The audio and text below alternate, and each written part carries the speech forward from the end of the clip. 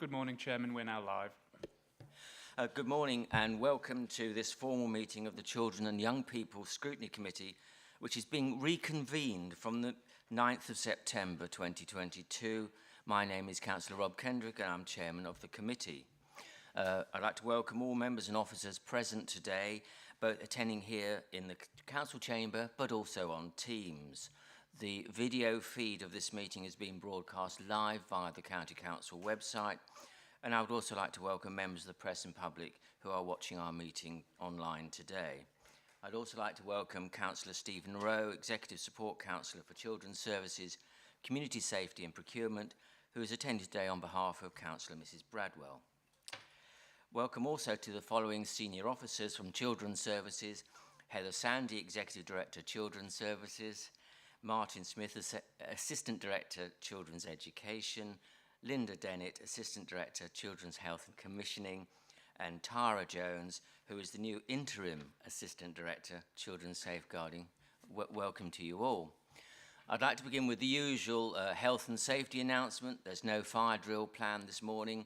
In the event of the fire alarm sounding, we need to leave the council chamber through the rear doors, doing my cabin crew bit there, through the rear doors, and leave the building through the reception into the front car park. We then need to wait in the car park until further instructions. Can I please remind everyone to ensure your mobiles and other electronic devices are on silent mode. Also, when you're invited to speak, can you please ensure you switch your microphone on, otherwise those attending the meeting via Teams and members of the press and public listening online will not be able to hear you. And please be aware that you need to speak directly into the microphones to be heard. If you do wish to ask a question during the course of the meeting, can you please raise your hand, and my Vice Chairman, Councillor William Gray, will make a note of those who wish to speak. So if we can now move on to the business on the agenda. Item 1 is apologies for absence, replacement members. Thomas, do we have any apologies? Thank you, Chairman. We have apologies from Councillor Whittington, Councillor Mrs Bradwell and Joe Kavanagh. Thank you. Thanks very much. Item 2 is declarations of members' interests. Members of the committee are reminded that they only need to declare any irrelevant interests which have not been declared on their declaration of pecuniary interest form. Do any members wish to declare an interest? No? Okay. We now move on to item 3, which is minutes of the Children and Young People Scrutiny Committee held on the 22nd of July. This is to confirm and sign the minutes from the meeting of the committee on the 22nd of July 2022 as a correct record. Do I have a proposer and seconder? Councillor Sear, and a seconder? Councillor Matthews. Thanks very much. All those in favour, please raise your hand. Any against? Any abstentions? No. That's great. Thanks very much. We now move on to item 4, announcements by the Chairman, Executive Councillors and Chief Officers. Firstly, my announcements. This meeting was due to take place on the 9th of September, but was adjourned following the passing of Her Majesty the Queen. As you'll have seen in the agenda packs distributed for today's meetings, updated reports for the committee's work programme and for the exempt education provision planning item have been circulated with the 21st of October agenda, and we will be considering at 10:30 or at the rising of this meeting. I'd therefore like to propose the following motion. 1. That in relation to item 8, Children and Young People Scrutiny Committee Work Programme, consideration be given to an updated report as part of the agenda for 21st of October. And 2, that in relation to items 9 and 10, consideration of exempt information and education provision planning, consideration be given to an updated report as part of the agenda for the 21st of October agenda. Can I please have a seconder? Thank you, Councillor Smith. All those in favour, please raise your hand. Those against? None, and no abstentions. Thank you, that's agreed. We'll therefore conclude this meeting at the end of item 7 before moving on to the October agenda. At the meeting of the Adults and Community Wellbeing Scrutiny Committee on the 5th of September, of which I'm a member, a report on all ages obesity was considered, which looked at the issues and challenges faced in Lincolnshire arising from growing overweight and obesity rates. It was agreed at that meeting that a joint working group should be established with the Children and Young People Scrutiny Committee, subject to our agreement, to investigate the issues and challenges around obesity in children and young people and adults in more detail. The working group would consist of a few volunteers from each committee and would meet up to 3 times. I propose that the committee should be part of the obesity working group so that we can input into the discussions, particularly in relation, obviously, to children and young people. Can you please raise your hand if you agree to this committee being part of this working group? Yeah. That's great, thank you very much. Next question. Would anyone like to volunteer? We need no more than 3 people who would like to volunteer on the working group. 1, 2, 3. We have 3. Have you noted those? Have you noted those, Tracy? So it's Councillor Sear, Councillor Kelly and Councillor Cleaver. Thank you very much. Thank you for volunteering. It's always good to have volunteers. Further on my report, I visited the Activities and Food Club in my division during the summer holiday break, which was very interesting and well delivered. I was very impressed with it. And I would encourage all members to attend their local HAF, as it's called, HAF group, during the Christmas holiday break to see what's being provided. But it is an excellent service. And I look forward to actually receiving a review of the summer HAF programme at our meeting on the 2nd of December. So we'll actually get the full report. Councillor Cleaver. Can I back up what you just said about the HAF? I did a visit to mine as well, and it was excellent. Great, that's great. We're getting a consistent pattern across the county, which is encouraging, isn't it? Just to make everybody aware, I'm having our customary break at the end of this agenda before we move to considering the October agenda, so it seems an appropriate point to have a break there. Are there any executive of councillor announcements from Councillor Stephen Rowe on behalf of Councillor Mrs Bradwell? Just one from myself, a piece of information and a request for assistance. As Chairman of Corporate Parenting, I've just written to all district councils, City Council and Boston Borough Council asking that myself and Andy Morris can go in and talk about corporate parenting and the obligations of councillors around that. The request is that if you have an inn at your district council, please speak to your leader. There's no charge. We're happy to go. Andy's always amusing. Got plenty to say. Yeah, he should be informative and amusing, of course. The only other thing I need to say is you don't need to speak to North Casteven because the leader is always supportive of such things. But any help would be greatly appreciated. Thank you. Thanks very much. And yes, we had a very informative session yesterday for members from Andrew. It's very good. Are there any chief officer announcements? Thank you, Chairman. Firstly, could I just welcome Sarah Nardone to the meeting. So Sarah's our new Interim Assistant Director for Sector-Led Improvement. As you know, we've been supporting North East Lincolnshire at the request of the Department for Education. Prior to that, we supported Northamptonshire, and that work is increasing in intensity. So the department have allowed us to appoint Sarah as our interim assistant director, so she will be attending these meetings and available to members who want to discuss the support we're giving to other local authorities.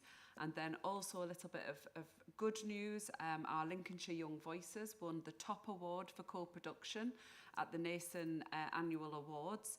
A really, really good achievement and a recognition of a piece of work they did about how not to put your foot in it with children with SEND. They worked together on it. The videos are fantastic. It's been really well recognised nationally.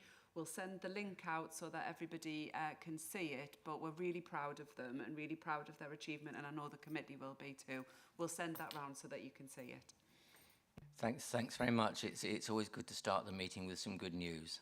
And welcome to our committee, and hope you find it interesting. And I think it just shows that this council is, shall we say, a market leader in many services, and this is indicated by the fact we're asked to go and assist elsewhere. So I think that's a compliment to all the staff here.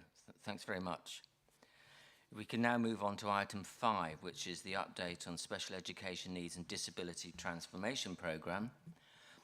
This item updates the committee on the Special Education Needs and Disabilities SEND transformation work, and I'd like to welcome Sheridan Dosworth, Head of Special Education Needs and Disabilities, who will be presenting this report. Over to you, Sheridan.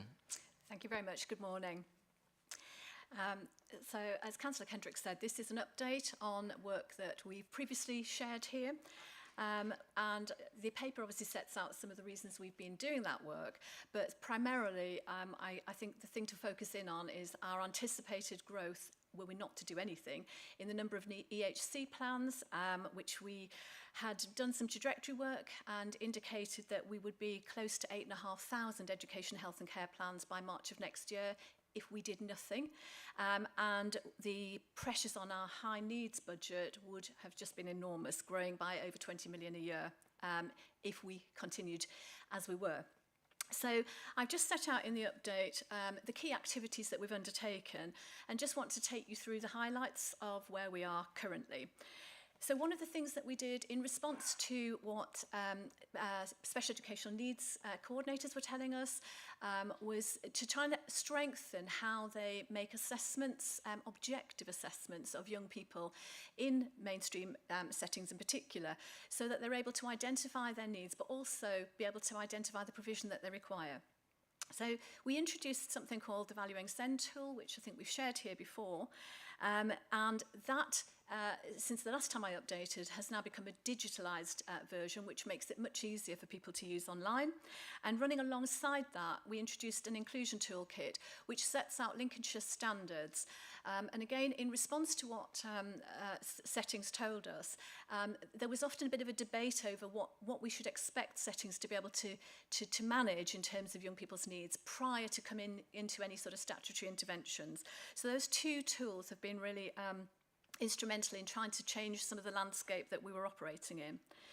In addition to that, we recognise that our local offer, which is it's a statutory duty that we have a local offer, but we recognise that it wasn't always easy to navigate. It was often pointing people in the direction of statutory intervention rather than early intervention.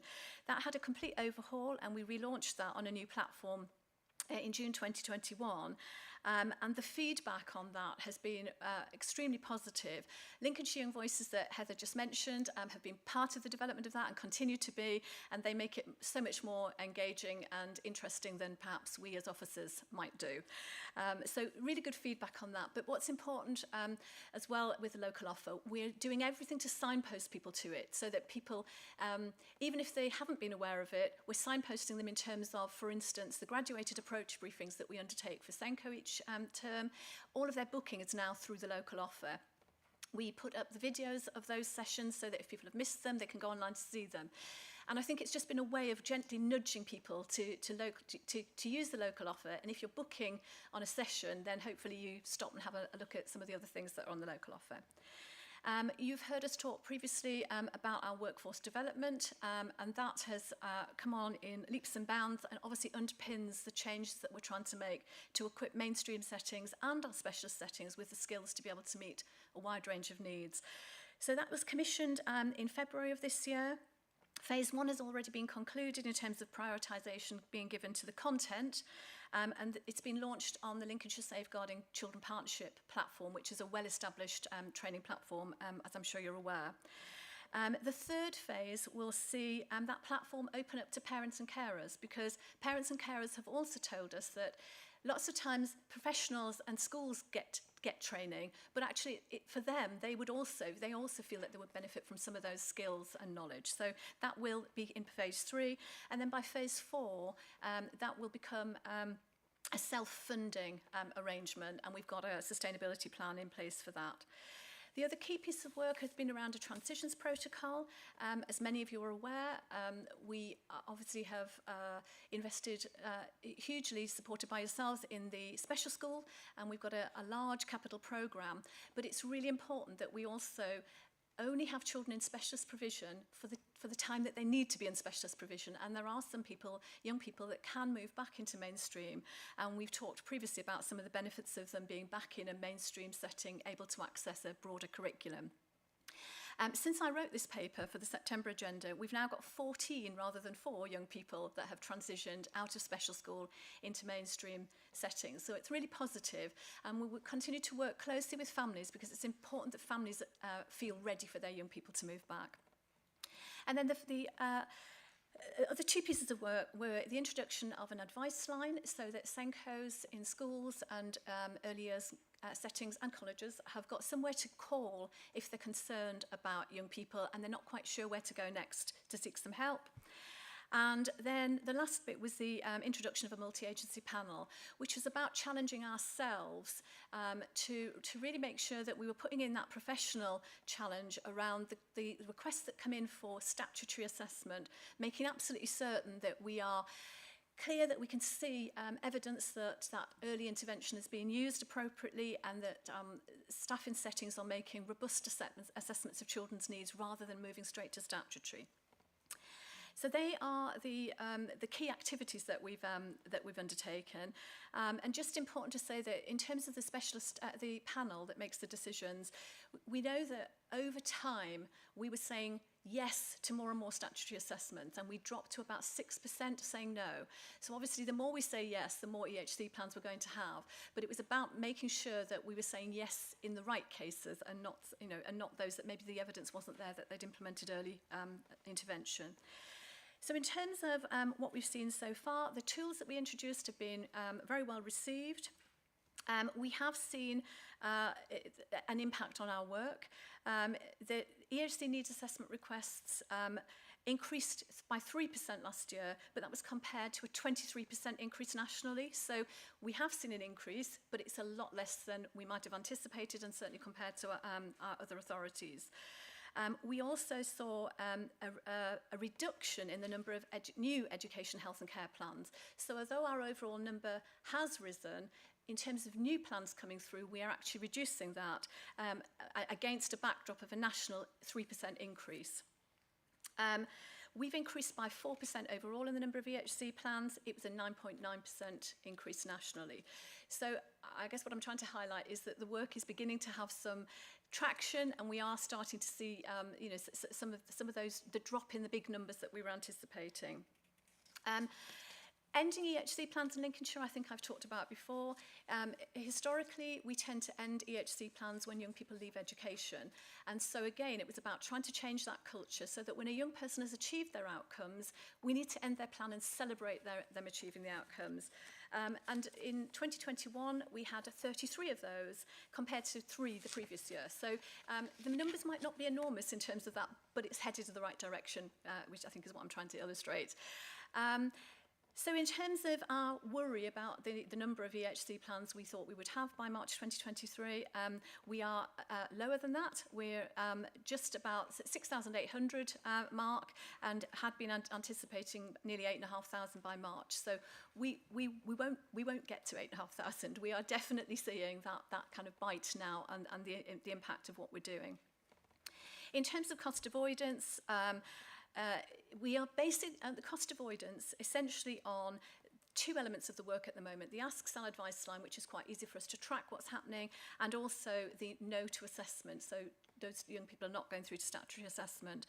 And at this current time, we believe that a total of 2.1 million has been avoided across that period from September 2020 to April 2022, which with a further cost avoidance anticipated of about 1.1 million in this financial year as well. And obviously for every year that we don't have children with statutory plans, that we see a benefit of that, as well as the new ones that we're avoiding as they come through.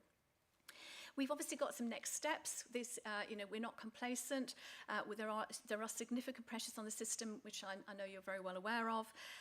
So we are obviously continuing to do what we're doing.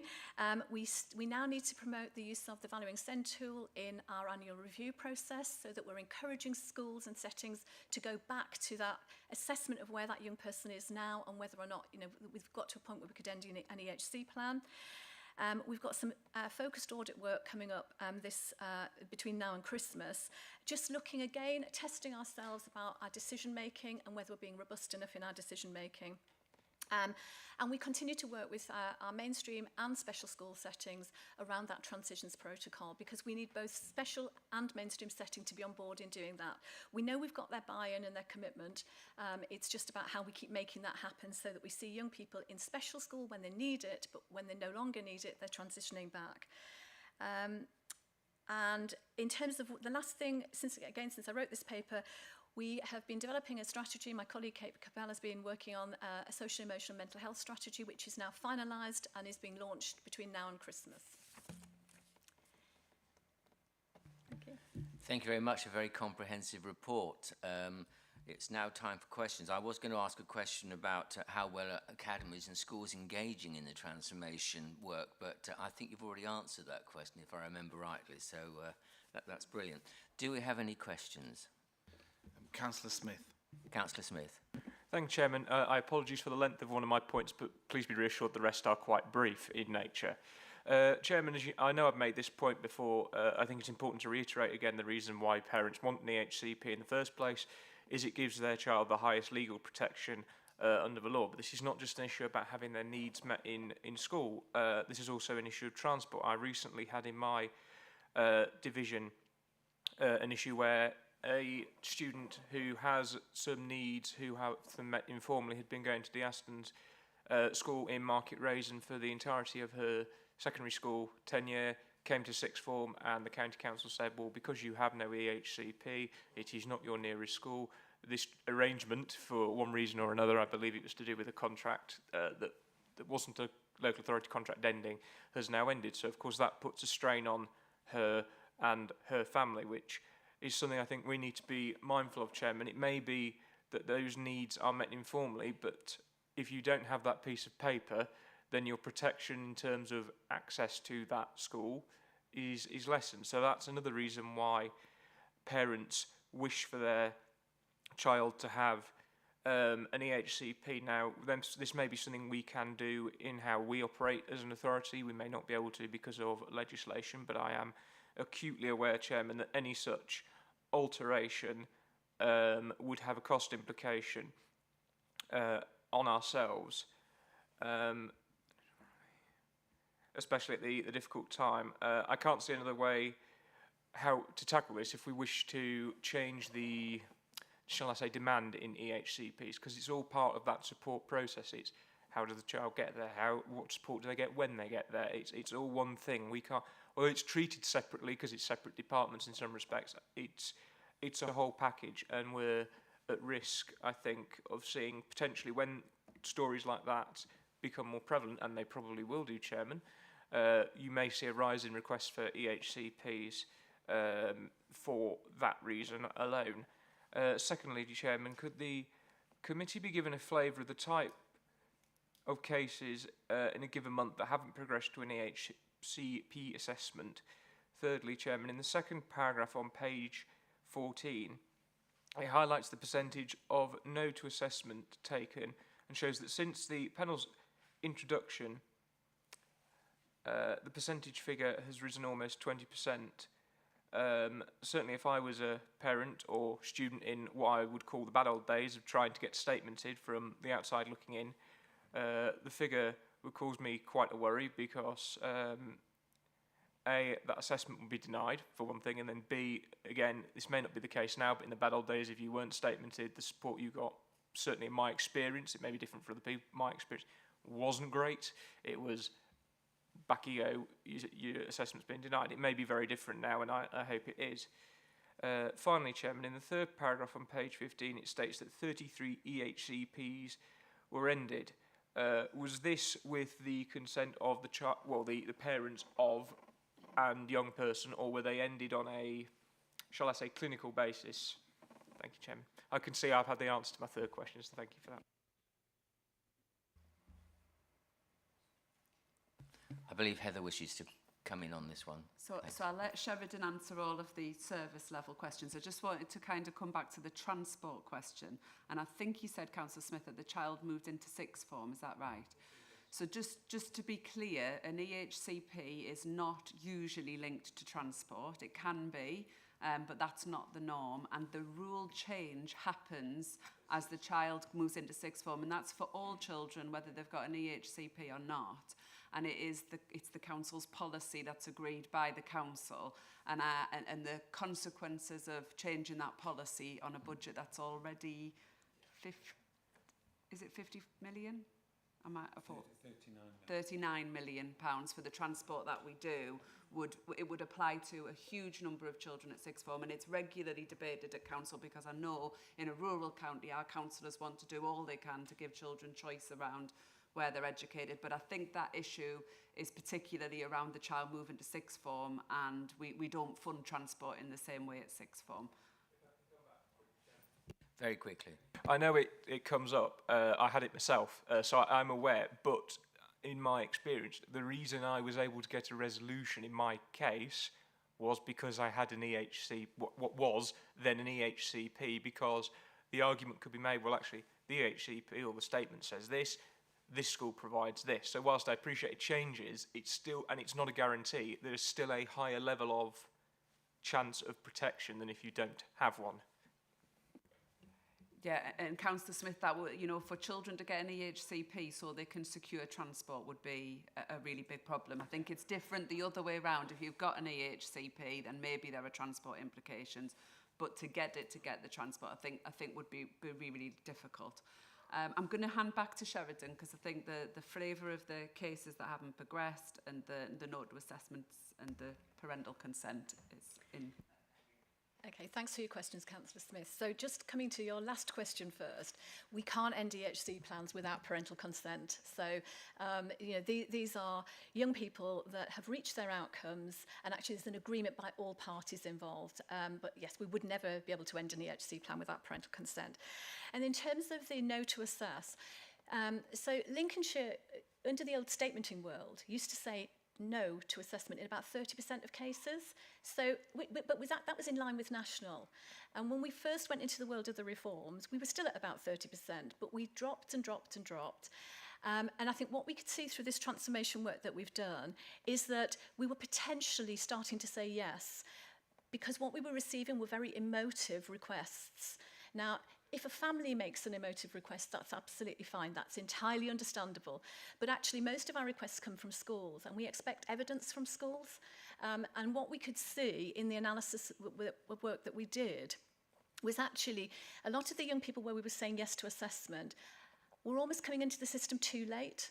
So actually, if we'd managed to intervene earlier, and when I say we, I mean the wider system, not just the local authority, the wider system, if we'd intervened earlier, that child would never have needed an EHC plan. So it's been trying to shift that culture. So now, when we say no to assessment, it's because those cases are not evidencing that they've accessed what we call ordinarily available provision. We have a wide offer in Lincolnshire. We're very fortunate compared to some of our colleagues in other parts of the country. We do have a very good SEN offer that are free to schools. There's very little that, I think specialist teaching is about the only thing that schools do have to buy, and 85% of schools do buy that. But we have a big offer, and what we see now is where we're saying no, it's where those schools haven't accessed that support available. Thanks very much. Do we have any further questions? No more questions. Oh, no. Oh. Councillor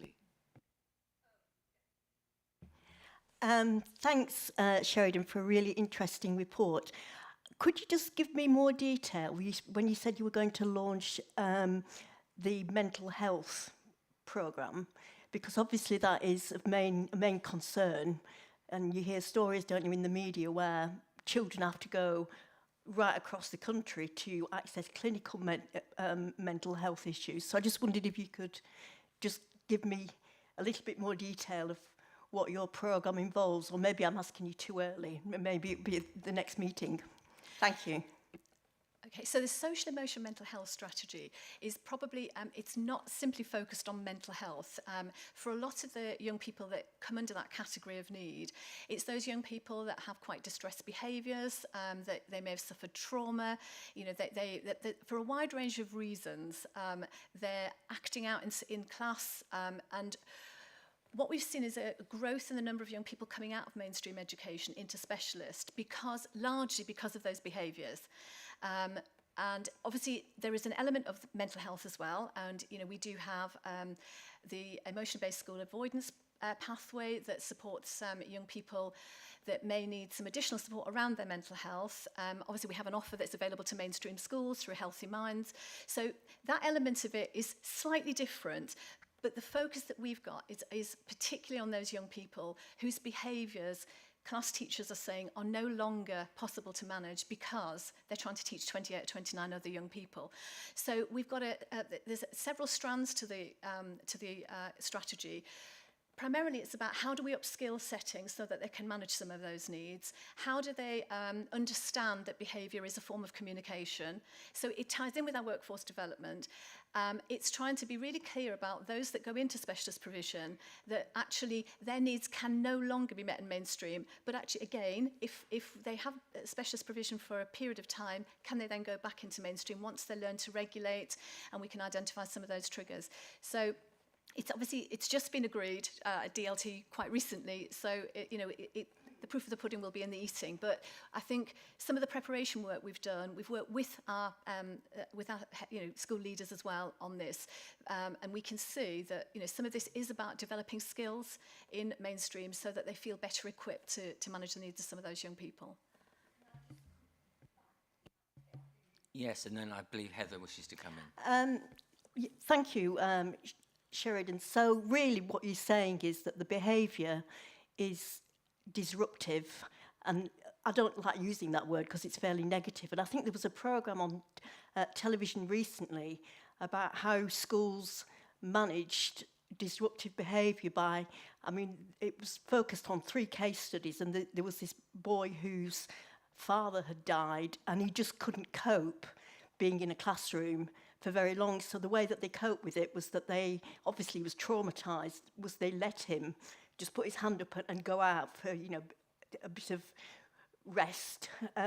So it's more supporting, taking the child out so that the teacher can actually manage the behaviour. Have I got this right in my head? Yes, in many ways you have. So, you're absolutely right. Behaviour is a communication of need, and it's about how do we support our settings to be able to identify what the need is, rather than just simply treating the behaviour, because actually, if young people are being sent out of class all the time, or they disengage in education because actually they're constantly in trouble, then that isn't productive for anybody. So it's that early stuff is around how do we equip settings to be able to understand and meet those needs, and that we have a then clear pathway that identifies when young people might require that specialist provision, because we do have specialist provision in Lincolnshire, but it's about getting the right young people in the right place at the right time. Thank you. What Sheridan's just described as well, which will be interesting, because I think it was in the previous Children and Young People Scrutiny Committee, we did a lot of work around inclusive Lincolnshire. So at that time, we were one of the highest excluding authorities. Our schools were excluding at really high rates. And our schools have worked with us. We've put some services in, the Behaviour Outreach Support Service, Healthy Minds.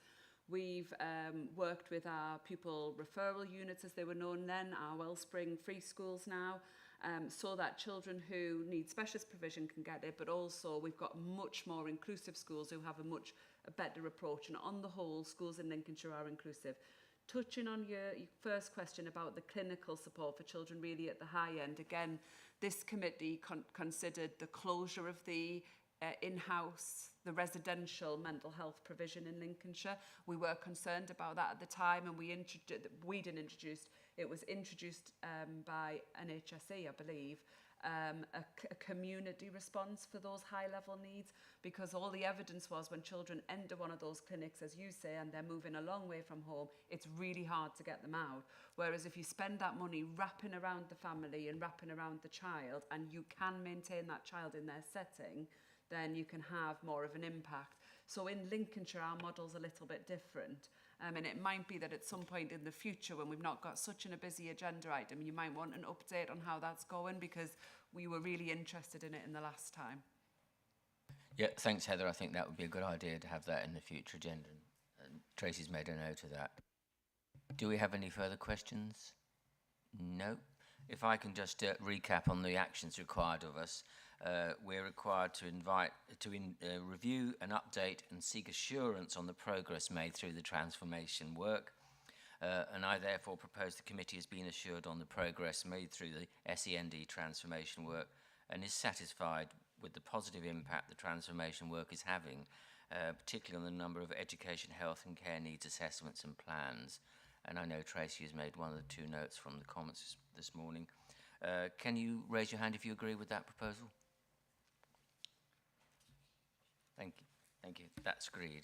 If we can move on to item 6 then, which is service level performance reporting against the success framework 22-23 quarter 1. And this item sets out the quarter 1 performance for the tier 2 service level performance measures in relation to children's services that are above or below the target range. And I'd like to welcome Carolyn Knight, Head of Service, Quality and Standards and Principal Social Worker, who has attended today to present this report. Over to you, Carolyn. Good morning. Thank you for the introduction, Chair. So as you've already alluded to, this report is service level performance for quarter 1 of this year, and the report covers measures that are above or below the target range. And there are 8 measures that we normally report on across a quarter.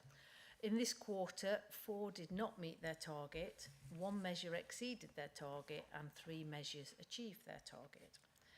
In relation to the measures that did not meet their target, the first one relates to children who are subject to a child protection plan, and the actual number in this quarter that were on a child protection plan was 402, and our target was 370.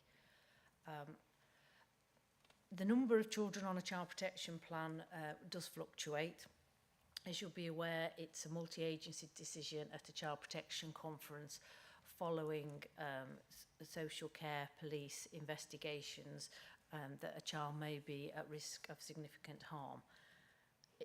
The plan is based on risk factors, and it's about trying to put in a safety plan around that child to safeguard them. It's unsurprising in the current climate, I think, that the number of children on the child protection plan is higher than a target. There are lasting impacts from the pandemic. When we were in lockdown, some services were reduced during that time, and there are current pressures, certainly financial pressures, poverty, that all impact on parents' abilities to meet their children's needs. So hence we've got a slight increase on our target in that one. The second performance indicator is relation to children moving from care into an adoptive placement and the time taken to achieve this. We were under target in this one as well. Some of these placements were delayed as a result of COVID. It's a 3-year rolling programme, so some of these children who have been placed in this quarter potentially were delayed because court hearings were suspended for some time during court.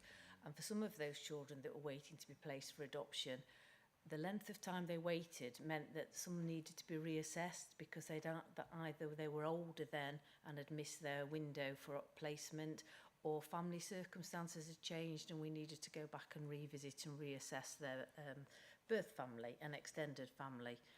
So the measure is the number of days between coming into care and then being placed with an adoptive family. So it cannot happen until we get a placement order. Hence, we are dependent on the courts for that. Of the children in this cohort, which was 12, we had 6 children who were placed with foster carers, where the foster carers then indicated that they would like to adopt those children and have them remain in their care. These assessments take slightly longer because in normal circumstances, people who want to adopt make an application to the local authority and are assessed and then are approved as adopters. Foster carers, we cannot assess them as adopters until they've actually indicated they want to adopt. So the process has to start from the point at which they give us notice that they want to adopt the children in their care. And there was also one child who came into care in 2016, was placed for adoption in 2018, and the placement very sadly disrupted and they came back into care. But after some time back in care where there was a lot of therapeutic work done. They were placed for adoption again in January 2020, and the final adoption order went through in May 2022. So although that child did have an adoption breakdown, there is a good ending, but the number of days then impacted on that statistic. The third performance indicator that didn't achieve target was the number of 16 and 17-year-old children in care who are participating in learning. The performance in this quarter was only below tolerance by 4%, so not talking a massive amount of young people. All our young people who are 16, 17-year-old in care are supported by the virtual school and the personal education process. We are recruiting at the moment for some additional capacity around that, because what we found is some of the cohort in this quarter that came into care were what we'd call late entries into care through the youth housing route. So they hadn't been in care for a significant amount of time. They'd presented at 16 as homeless to us, and some hadn't been in education for quite a long time, and that did impact on that performance indicator. And the final one that didn't meet target is juvenile reoffending. It's a bit of a good mixed picture, this one, because it's positive in that we have a really small cohort size, and in quarter one that cohort size actually reduced by 50%. So we only have a cohort of 11 young people. So nationally that compares really, really well. However, 5 of those reoffending within 12 months obviously impacts on the performance indicator. So the reoffending rate refers to those young people who received a pre-court or a court disposal or were released from custody in that quarter and then went on to reoffend. And as I say, it was 5 young people out of a cohort of 11. We have some measures that exceeded their target, and that was the juvenile first-time offenders. So again, another good news story really. Lincolnshire have first-time offender rate remains really, really low. It's 106 young people out of 100,000, and it continues to fall below target of 125. And this really highlights all the good work we're doing to minimise child entries into criminal justice system across the whole of Lincolnshire. And I think that concludes my resume, if you like, of the report. I'm happy to take questions if anybody's got any. Thanks very much, Carolyn. Do we have any questions? Councillor Tyrrell. My question might be a bit silly, but I just want to know, how did you get to doing the actual targets? How did you get to say, oh, we've got to have 380 or whatever, and where does that come from? It might Thank be you. a stupid Thanks, question, Councillor really. Tyrrell. No, it's a really sensible question. So the target setting's done annually, and it's approved by the council. It goes to full council. I'm trying to remember if they come here first, the children's ones. I suspect they do. Do we bring no? So because it goes in one paper, so all of the targets are set. So what we tend to do in pragmatic terms is we will look across the key indicators. The council decides what indicators they would like in their reporting framework. We have much more because obviously as leaders of children's services, we're looking at these on a monthly basis, a whole range of them. There are a core set which are agreed to be reported here, and that's agreed through full council. And then how the targets are set, we work with the performance team. They will say, well, if you were in line with national, statistical, this is where you would be. Then we look at where we are and say we're outperforming that, we keep our target high. Say we're underperforming it, we'll agree that we might want to get to it, or we might think we can get halfway to it. That's then challenged and goes to executive, and Councillor Rowe and Councillor Bradwell challenge us on whether we've been ambitious enough with that. Then it goes through to executive and to full council. So it's done, the targets are set by the council for us. Councillor Matthews, I believe you had a question. Thank you very much, and thank you for this report. I'm interested to, if if you can place this in a time frame. It's a historic report for Q1. And then can you give us a verbal update on those 4 failed or not met targets as of now? In other words, is it something we need to worry about? Have we fixed it by now? Or should I ask my question about 16 to 17-year-olds participating in learning, which I'm particularly anxious because I believe that's their route to life? Mixed. I've not got all the data to hand, but in terms of 16, 17-year-olds and the NEET, that's improved. I had confirmation from Kieran Barnes, head of the virtual school yesterday, that that has improved in Q2. Children on a child protection plan is fairly stable, going up slightly, but we're currently doing quite a lot of work looking at whether the children we've got on a child protection plan are the right children. We think they are, but we are doing some work around that. Some of that might be related to workforce challenges that we had earlier in the year. That remains fairly stable, and I haven't got the detail about the other 2, I'm afraid, to hand, but I can send that through to Tracy afterwards. Heather might know more than me. I haven't got the data, but you're absolutely right. That's the one I would ask about, because I think the children on a child protection plan, given where we are in the context of the country in the pandemic, I think you'd be worried if we had really low numbers of children who we considered needed close scrutiny. I think the movement of children from care into an adoptive family, have we not had the courts shut down for so long? And if this wasn't a 3-year rolling programme, you'd be saying, what are we doing about this? We're happy that this has been addressed as the courts have opened up. We'll get back to our high levels of performance. The one about juvenile reoffending is absolutely because we do not criminalise children and young people in Lincolnshire. Therefore, those children who are criminalised, unfortunately, tend to be most at risk of continuing to reoffend. They are into some ingrained behaviours, and so we need to do intensive work with them, but it's tiny numbers. In terms of the target around the children in care, that's the one really, what are we doing about that? It's sometimes affected by children start a course. You sometimes see Q2 drop, so I'm pleased to hear that, because I hadn't had that update, it's gone up. Because when they start a course in September, the young people start a course, they realise they don't like that course, they drop out, and we have to do a lot of work to get them onto another course. So you often see a bit of a drop then. I think the reasons for this drop are slightly different in terms of the route into care and into our figures is different, and that means we have to work differently around those children and young people because they don't want to be in education. So I think in terms of the updates, and again you'll get the Q2 report in, but I know that through the Corporate Parenting Committee that you will have oversight of these on a more granular basis. Thanks very much. I've just been advised that the Q2 figures will be at our December meeting. Thank you. May I just come back? Indeed. Chair? Thank you very much. I can't pick out from this, because I've heard this phrase, you've got workforce issues. We've got a special group of children in the education that are late entrants to, and that we have to work differently.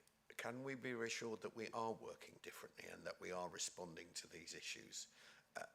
Not just saying these factors are beyond our control and therefore well, we're doing our best but we can't.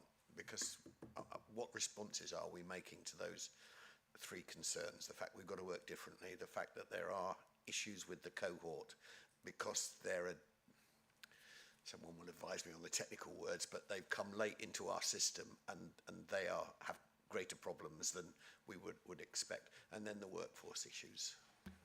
Councillor Matthews, can I be honest, Jo Kavanagh's not here today and she oversees that area of work, so can I suggest I circulate a little update to the committee, and then if it is still of a concern in Q2, that we bring a specific report focused on what we're doing around that. Apologies. Yeah, that'd be a great idea. Thanks for that. Councillor Cleaver, I believe you are next. Thank you, Mr. Chairman. Just a couple of these, if I may. On the 16 to 17-year-old children in care participating in learning, 2 questions really. One, how does that compare with the percentage of all children participating in learning at 16 to 17, which would seem to me to be a relevant comparison? And also, obviously, this measure only tells us what these children aren't doing. It's not telling us what they are doing. So, I mean, are some of them actually in work? Or, you know, are they with their in their foster homes all day doing nothing, or aren't they going out to work? What exactly? Because obviously it's important to know what they are doing rather than what they're just the fact they're not in education. And secondly, on the reoffending, I completely get the fact that taking percentages from a very, very small number is a dangerous thing to do statistically, and we shouldn't read too much into it. I completely get that. But the statement, and I have to say, the statement in the report which says, in the quarter, Lincolnshire's cohort number dropped by over 50%, which causes a higher rate of reoffending, is highly misleading as a sentence. In fact, it's probably inaccurate, actually. So I'm concerned that that's actually in the report that we're going to approve, simply out of propriety, if that's the right word, accuracy, should I say. And also, in terms of the definition of the reoffending, I notice it says people who've been in contact with the youth offending service. Does that mean it's not all 10 to 17-year-olds in the county who have offended? Or are the two things the same measure? I mean, in other words, are all people who offend, aged 10 to 17, automatically in contact with the youth offending service? So you're shaking your head, Andrew. So presumably, therefore, it's not the full picture then. So 2 questions, thank you. Shall I answer the latter one? I think the reoffending rate is those that had a pre-court or a court disposal, or they've come out of custody. So they were already at a higher level, if you like. They're not all children that have been offending in the county. They are children that have already been through a certain formal court-related process for criminal behaviour. So, which of course begs the question, do we know the full picture then across the county of all offences committed by 10 to 17-year-olds? Heather, I believe you wish to come in. Thank you. So this is something we report to committee on quite regularly. So we've talked about our JDP panel. We've talked about how we support children so that they're not in that cohort of those who've actually entered the criminal justice system. And I think in terms of do we know them all? We know them all, absolutely, and we report regularly. I think you have an annual update here to delve into that, and you can see how many children went this way and what happened to them, and how many children went another way. So I think we do give you that information. You do get that full picture, and it's right that it comes here on a regular basis. In terms of the comment on the report, I think I would agree with that. I think that's a good challenge to us. I think what we meant was it impacts on the percentage response, but we haven't said that. So with permission, we'll alter that for the final, if people can accept that on the understanding that we will alter that so it more accurately reflects it. I think we would accept that. Have we answered all your questions, Councillor Cleaver? There was a question about the children, 16 to 17-year-olds, not in education. So I think in line with Councillor Matthews' queries, we'll circulate the briefing. When we look at the Q2, when we next come together, if you want a deeper report into that, we'll give you a deeper report, but we'll circulate the briefing after the meeting rather than me try and give you assurance that I'm not confident on. Thank you. Thanks very much. I'd just like to mention I've been advised that the report on the joint diversionary panel again is on our agenda for 2nd of December, so we'll get a bit of an update there. Councillor Smith, I believe you were next. Thank you, Chairman. Very brief question, you'll be relieved. If possible, as has already been alluded to, our juvenile offending data is from a very small cohort. Is it possible to have that in, shall I say, non-percentage data? Because percentage data, you need a larger cohort. There may be legislative reasons as to why it's presented in that way. I don't know. If there isn't legislative thank you, Heather. I thought there was. I just wanted to make sure. Yeah, there are regional, national targets around this that pull through. I think Councillor Kelly, you were next. And then Councillor Matthews. Thank you, Chairman. I've been watching lots of television recently, and last night on the Tonight programme, it was about the cost of care, and it was talking about kinship care and how the kinship, in other words, family members who, well, I don't need to explain this to you, but it was saying that they didn't get any money for looking after children, whereas foster carers do. And this is something I think that the government are looking at. So I just wondered if you could just give me a picture of, I don't know who I'm asking the question to actually, if you could give us an idea of if you try and encourage children or a child to be with family members, what's the policy, and have you had the same problem as a local authority where people, especially with the cost of living crisis, are really finding it difficult? Thank you. Thank you, that's a really good question, yeah. So in Lincolnshire, part of our priority is for children who can't remain living with their birth parents for whatever reason.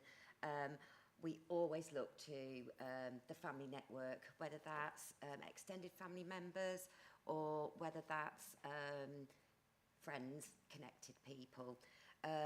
There is legislation that we have to follow when we look to approve those kinship carers, family and friends, as approved foster carers. So they go through the same assessment process and panel and agency decision maker approval as all of our foster carers. They do have an allowance which is exactly the same as our foster carers. Yes, yes. No, I think we stand out. We're an outstanding local authority in terms of the support that we provide our kinship carers. If I can just add to that, when the budget comes through, you'll see that, because the cost of our kinship is something that we're really keen to protect in terms of the budget going forward, because we do see that as a really good choice for children and for families. Thanks very much. Councillor Matthews, I believe you had a question. It was just to follow up on Councillor Cleaver's question and then Heather's response to it. The comparator rates for 2021 were 11.5% national NEET for 16 to 24-year-olds.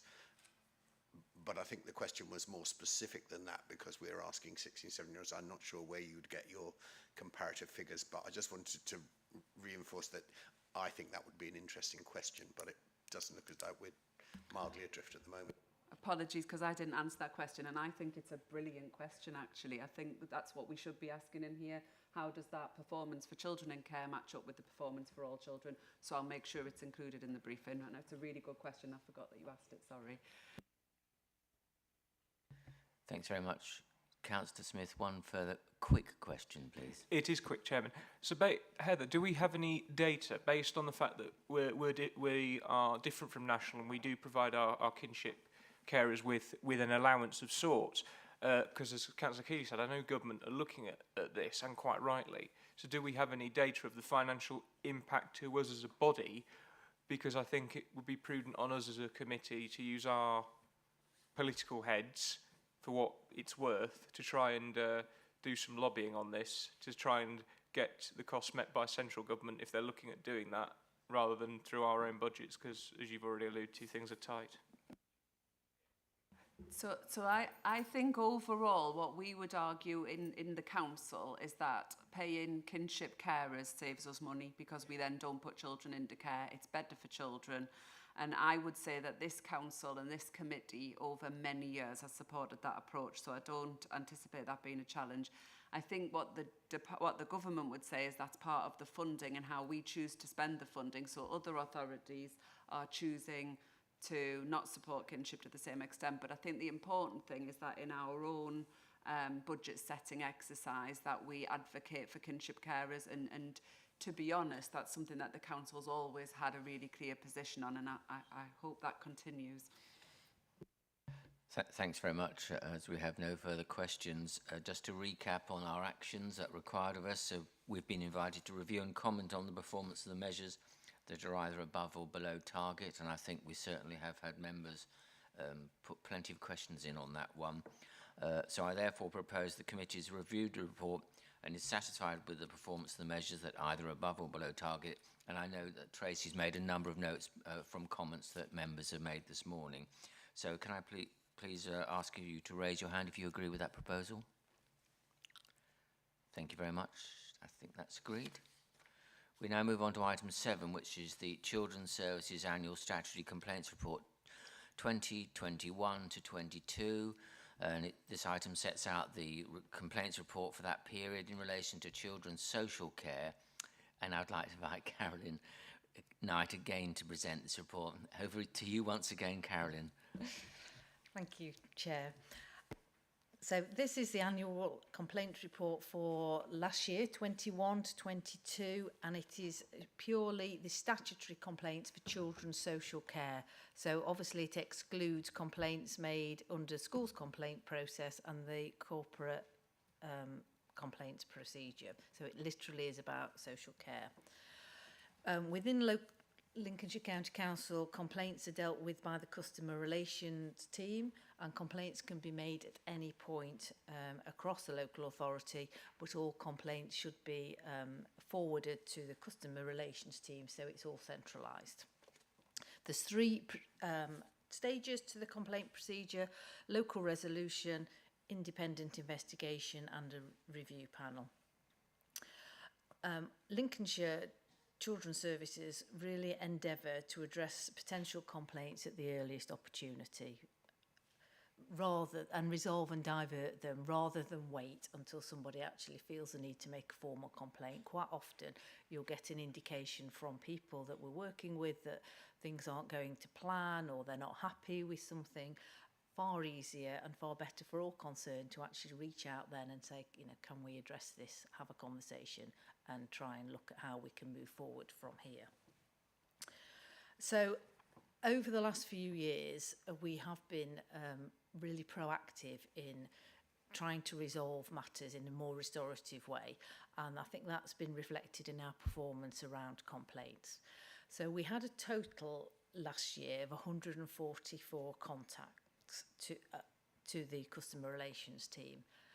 But to put that 144 in context, in the same period, social care received over 48,000 contacts, so nearly 49,000 contacts. So of them, 144 were actually about, well, not of them, these are different ones, sorry, but just trying to put the figures into some sort of context. 144 contacts about complaints, over 48,000 contacts to social care asking for support.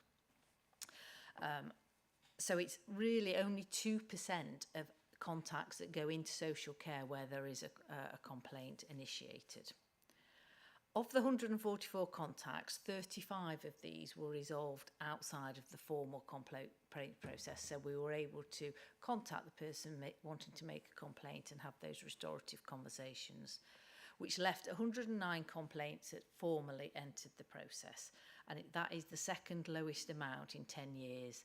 The only other year that was lower was the previous one where we were in COVID. So I think people perhaps a bit more generous with us then. And we only had 91. So it had gone up from 91 to 109 last year.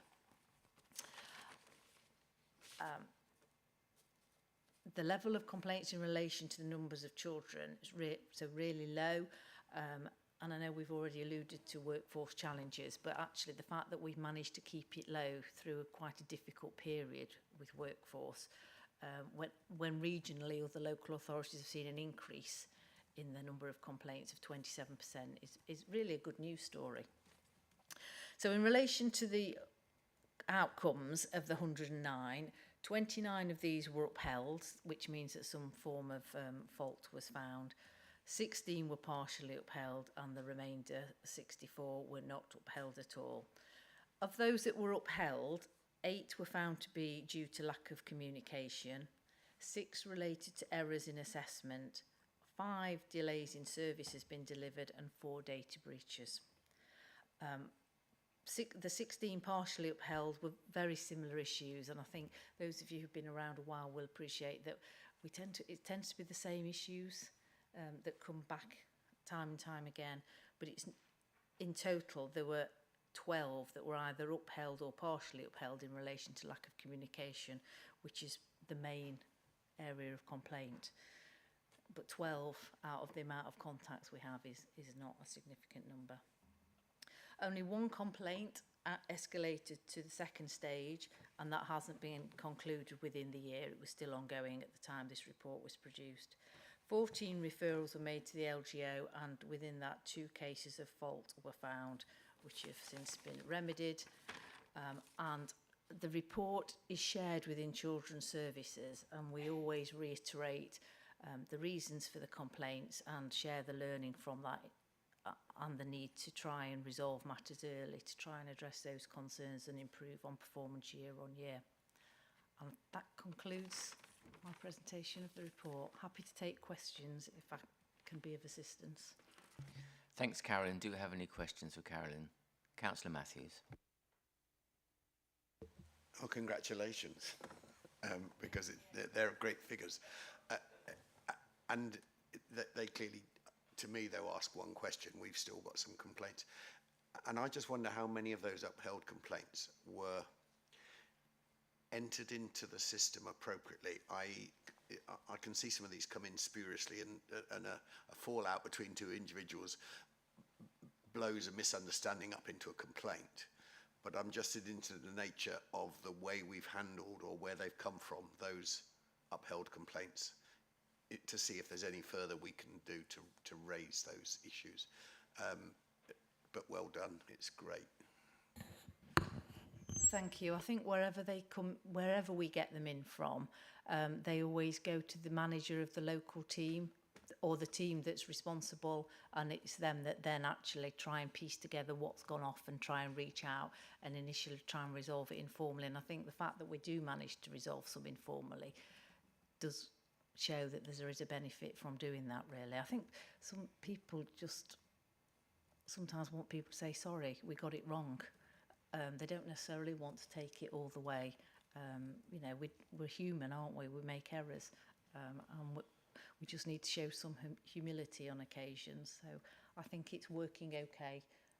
Obviously, we keep trying to improve year on year. So we'll stick with it. Thank you. Thanks very much. Councillor Blackburn. Oh, thank you. Just for my own interest, were any of these complaints that were upheld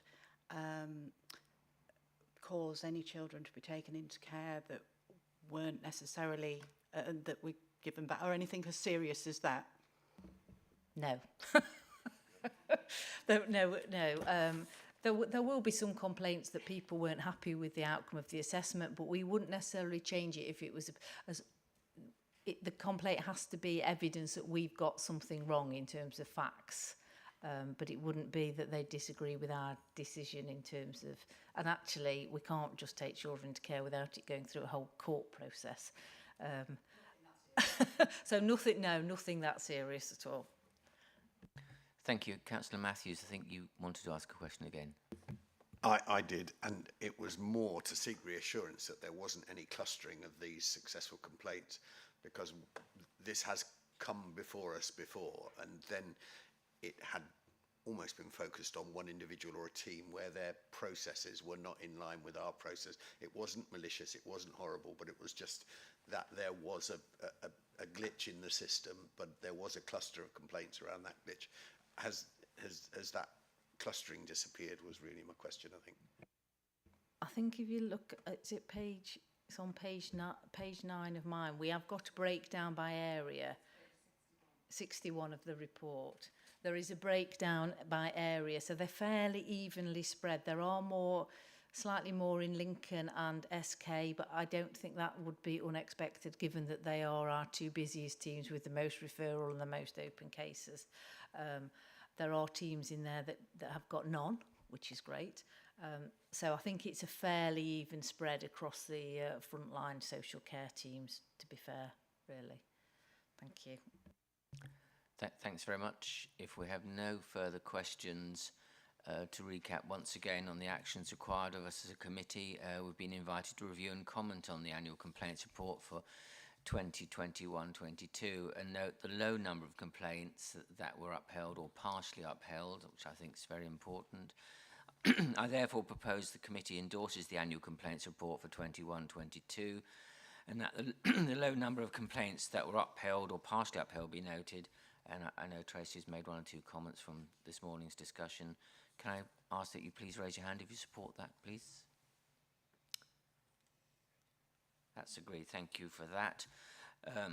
As we agreed to consider the updated reports as part of the October agenda for items 8 and 10, that now concludes the business of the meeting. We'll now have a 10-minute break, and by the clock in the chamber, that'll be 20 past 11. We'll reconvene. Thank you.